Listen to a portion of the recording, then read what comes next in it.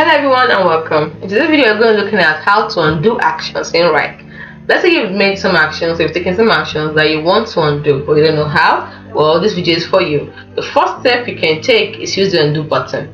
You see, the undo button, it can be found under the Gantt chart upper right hand corner. So you click this button to reverse the last action you performed.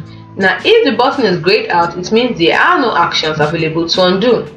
You can also use the keyboard method. You don't have to use the undo button. Now, the keyboard shortcut is by pressing Ctrl+Z if you're using a Windows device, or CMD+Z if you're using a Mac device. That is Command+Z.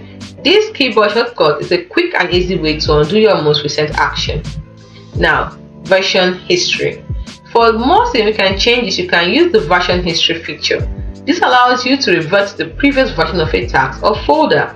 So apart from using the first two methods mentioned, which is the undo button method, the keyboard shortcut method, we have the version history method. And this helps you with more significant changes because it definitely allows you to revert to the previous version of a task or folder.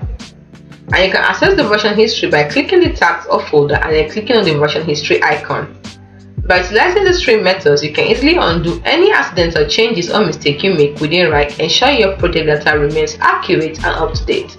Please note that the availability and functionality of these methods may vary slightly depending on your Wrike plan and the specific action you are trying to undo.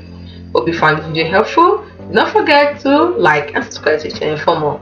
See you in the next video.